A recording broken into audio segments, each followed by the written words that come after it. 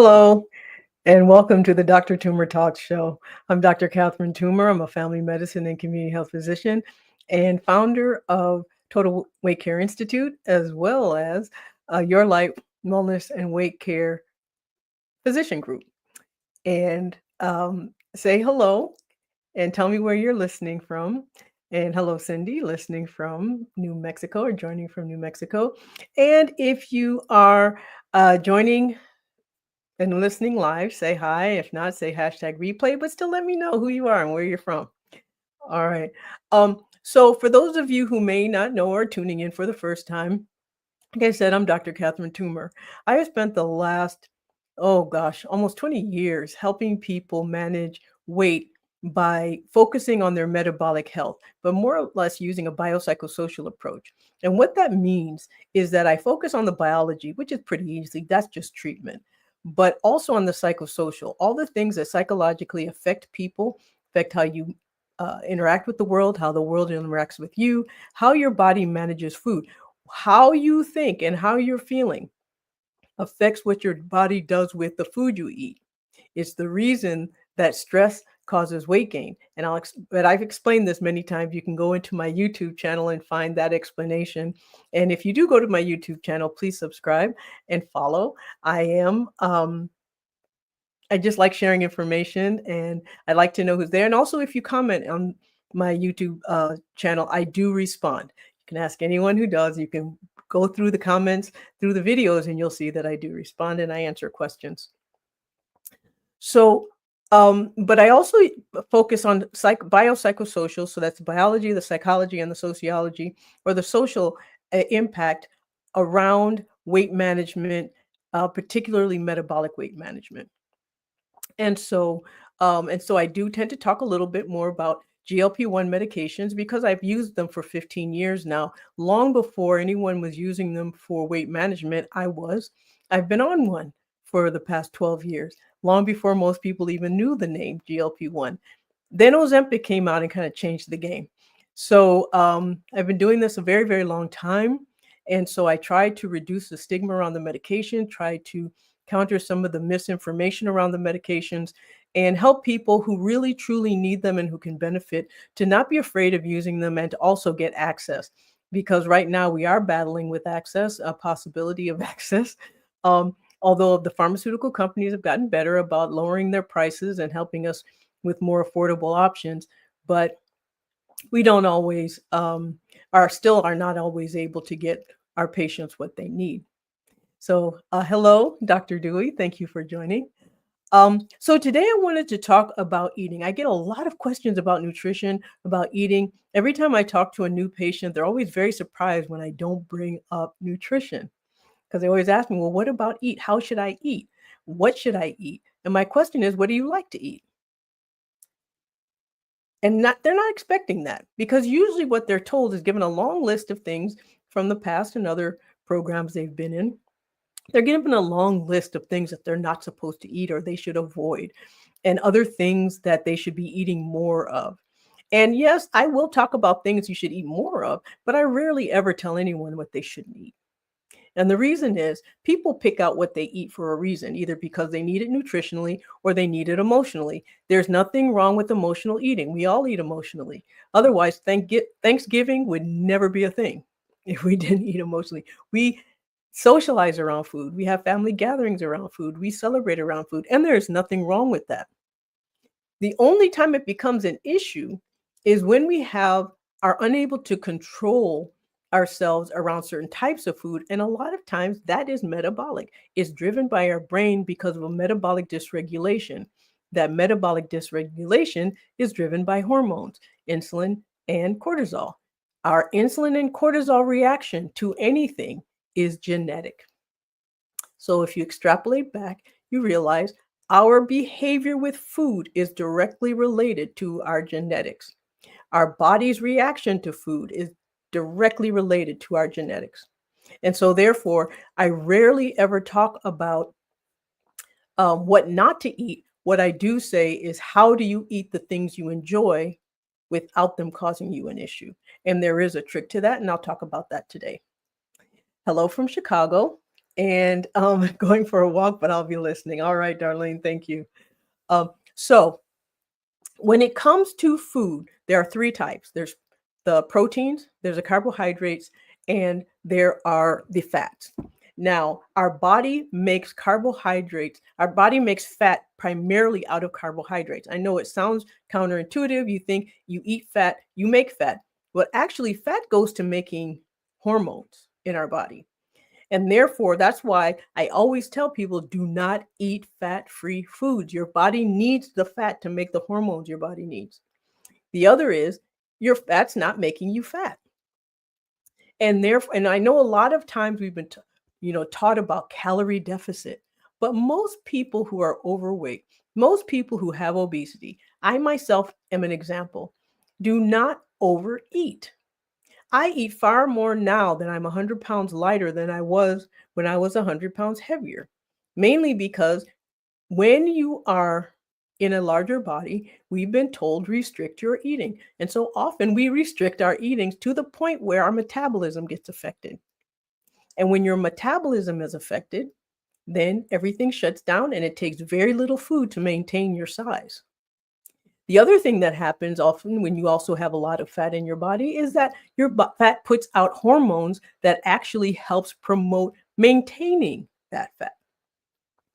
And so it's carbohydrates and what we do with carbohydrates and how we manage our carbohydrates that actually affect our weight and our weight health. And so managing carbohydrates isn't the same as cutting them out. It is not sustainable to cut out carbohydrates for a couple of reasons. One, our brain needs it for messaging, and our muscles need it for fuel. So if you cut out carbohydrates, it makes you very tired and very weak very quickly. Now, you can eat protein and help build your muscle, but when you have an underlying metabolic issue going on, your muscle is competing with that metabolic process. And when it competes with that metabolic process, it cannot get the fuel it needs because your brain is sending it to make fat cells. And that's usually because your insulin's too high, because you have insulin resistance or prediabetes or diabetes, or because your cortisol levels are high, because you have, polycystic ovary syndrome, or you have you're in menopause, or you're in a high stress situation and your body reacts very quickly to stress and drives your cortisol levels up. So all of these things affect how our body reacts to food, but we can hack that. We can hack that system. And the way we hack that system is by focusing on protein and fat, and not as a percentage so that it drops the percentage of carbohydrates. So an example, if you want to eat rice, you look at your plate, you divide it in a quarter, and you make sure the rice is no more than a quarter of that plate. So what that means is that 3/4 of the plate is protein and vegetables. No one says the plate has to be small plate. It can be a big plate, just as long as the portion of carbohydrates is 1/4 of the rest of the plate. It's visual. So if you want to eat a certain amount of rice or a certain amount of potatoes or a certain amount of French fries or a certain amount of something that is a starch, you have to be sure that the amount of protein and vegetables and fiber around it is 3 times more. And that's the trick. The other trick is making sure, though, that you put protein or fat in your mouth first. The first thing in your mouth will determine what happens to food once you've eaten it. So if you eat a fat first or a protein first, your body starts working on that. Your brain gets focused on that. And therefore, when you eat the carbohydrate behind it, your brain is already focused on something else and isn't trying to make fat out of what you're eating, mainly because it modulates your insulin level. It modulates how quickly your blood sugars rise. And if your blood sugar rises slowly, then your body's less likely to make fat out of what you eat. And the way to stop blood sugars from rising quickly and from making sure that they rise slowly is to eat protein and fat first and mix in the carbohydrates after that, but in a way so that it still remains the smallest part or the smallest amount of your plate. And that is really the trick. Our brain is wired for the breakdown of carbohydrates, which is glucose. It is our brain's drug. So it is constantly trying to make sure that we have enough glucose in our blood. And so every single message in our body, every single mechanism our brain creates around food is all in the name of carbohydrates. But when it starts to become dysregulated and it missignals, what it does is it makes you eat too much, makes it tells you keep eating, even though you already have.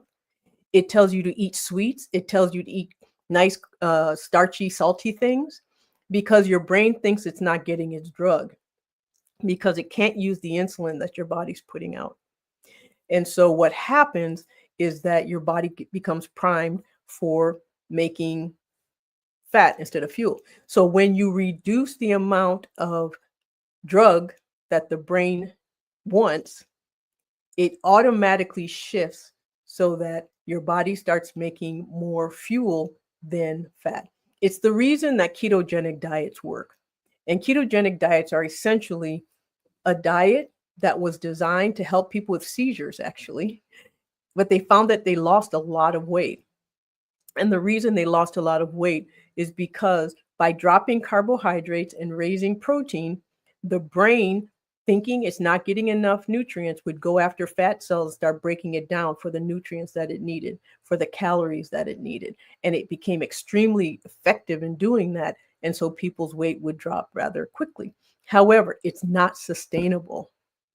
You can trick your body into thinking you're eating a ketogenic diet by simply going by percentages rather than amounts. Because again, like I said, if you drop your food too low, then your brain gets the idea that you're starving and then shuts everything down. Because like I said in the past, our brain is designed to keep us alive. And it keeps us alive by not starving us, by making sure we don't starve, and by making sure we don't get eaten by a bigger animal. And so our fight or flight reaction is very well honed, and our anti-starvation is also very well honed. So it's the reason why if you go for a while without eating, your body just kind of makes you overshoot and you just overeat when you finally get access to food. So, but how do we do this easily? Everyone's like, I don't like shopping. It's expensive. I don't, I don't know what to cook. I don't have time to cook. Well, there's an easy trick to that too. And you can create meals in under 30 minutes. Some of it is by using things that are partially prepared already if you want. So instead of buying a whole head of broccoli, you can buy cut up broccoli. If cut up broccoli is too high in your grocery store, you can go to frozen broccoli. Bags of frozen broccoli. And it doesn't have to be name brand frozen broccoli. It can be the store brand, which is often on sale, which is often more affordable. And you can use that. Now, sometimes, again, vegetables you buy frozen can be a little mushy. And so those make good stir fries. You mix it in with other things so that it's not the primary bulk of what you're eating. So the mushiness gets kind of lost when it's mixed in with other things. So you buy the fresh things that are crunchy, that are less expensive, like carrots, for example, or cabbage. Cabbage is $1 a head, pretty much. Green cabbage or red cabbage. So you can do that and then add the other vegetables that are a little more like the broccolis, the broccolini, sometimes the kale. Frozen kale tastes the same as fresh kales often. Or any type of leafy green. So what you do is, it's a trick here. So I want you to listen closely, write it down if you have to. You pick your protein, you pick your vegetable, and you pick your starch or your carbohydrate. Your protein can be any meat, any fish, any bean. It can be, anything that is, protein based, essentially. And then you pick your vegetable. It can be any vegetable. It can be leafy green vegetable, preferably one that's very colorful. But it could be peppers, red peppers, green peppers. It could also be zucchini or squash. It can be anything that's on sale. It can be cabbage, red cabbage, green cabbage, however you want. And then you pick your carbohydrate. Your carbohydrate can be potatoes, it can be rice, it could be a sweet potato, it can be any starchy vegetable that you might want. Turnips, rutabagas. I personally don't like them that much, but some people do. It can even be French fries if you want, as long as it's 1/4 of your plate. And then you decide what flavor profile do you want. Do you want it to be Asian? So is it going to be soy sauce and ginger based? Is it going to be herb and lemon based? Is it going to be um, maybe like rosemary and salt and pepper, just salt and pepper based, or some onion powder? How do you want it? What flavor do you want? Do you want it to be orange lemon, lemon herb? Whatever flavor that you want it to be, you pick, and then you kind of create your meal around the flavor profile. Then decide how you're going to cook it. Is it going to be a stir fry, grilled, fried? Yes, you can eat fried foods. There's nothing wrong with fried foods. The problem with fried foods is not the frying.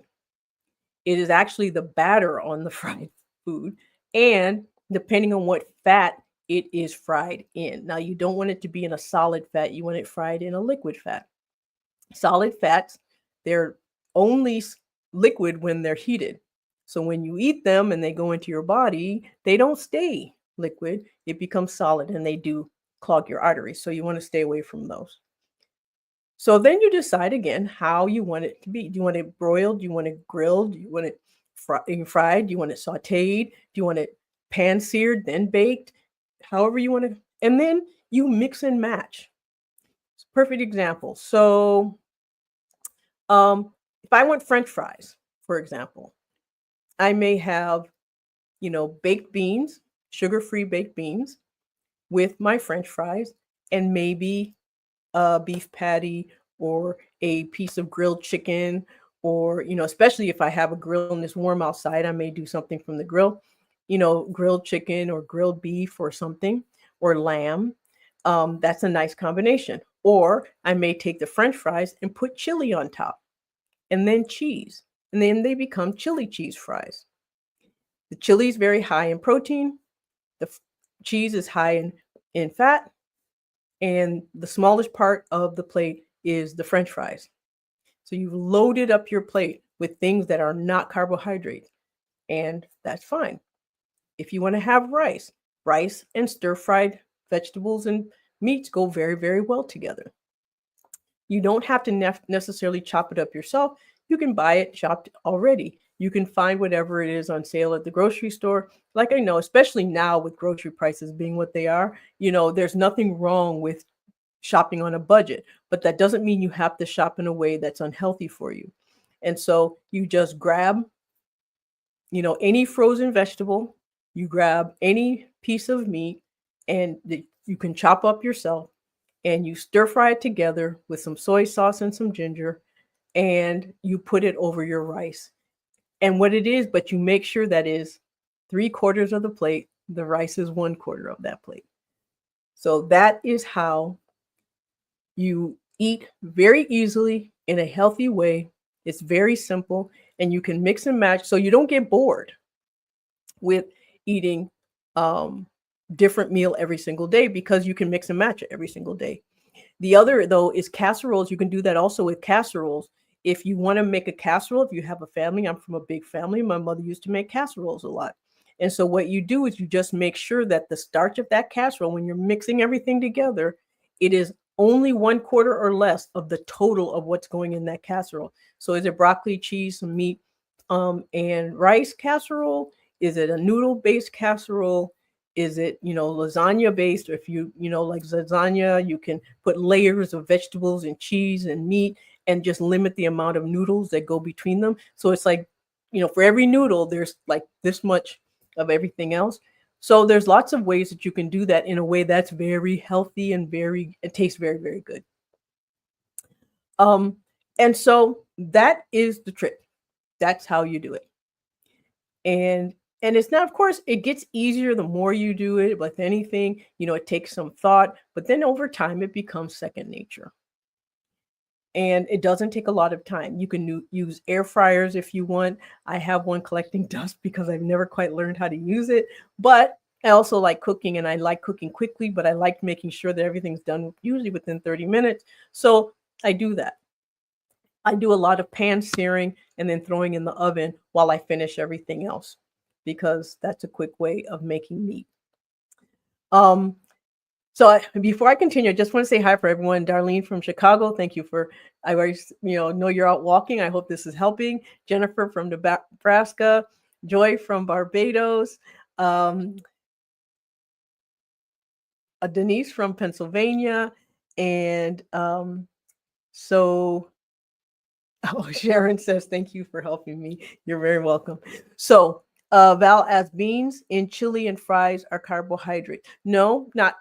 Now, that's a misconception. The smaller the beans, the more protein there is. Much of the carbohydrates in bean that you see in carbohydrates, look at the label. And what it will tell you is how much of that is fiber.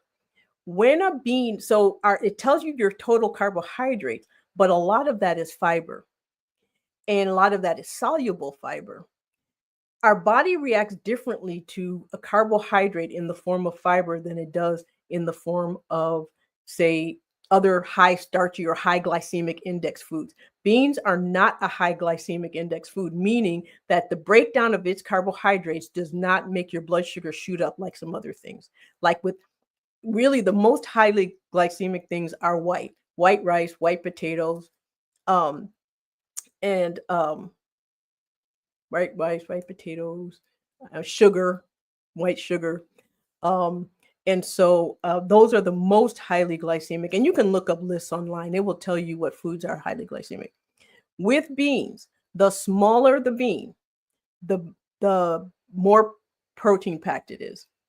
The larger the bean, like lima beans, large red beans, and they do have more starch in them. They're still better than other starches, non-vegetable starches, however, or non-vegetable carbohydrate. However, they are more, say, than lentils, navy beans, small red beans. So when you make chili, especially if it's a meat and bean chili, it is going to be very high in protein. Now, the one thing that does happen when you have to be careful with is tomatoes, and because tomato is a fruit. Fruit have a lot of sugar in them. So tomato-based sauces are often high in sugar. So they have to be treated like a carbohydrate, not like a fruit or vegetable. I mean, not like a vegetable. So any fruit are sweet. They're sweet because of sugar. So the other is you've got to be very careful with going after fat-free creams when using them. When you remove the cream, fat-free, when you move the fat in anything, it leaves sugar behind. So if you have something that is a combination of carbohydrates, protein, and fat, and you remove the fat, it automatically increases the percentage of carbohydrate in it. Leave the fat in. Leave it in its most natural form. Unless you have a cholesterol issue and your doctor says you have to restrict certain types of fat, keep it in your food.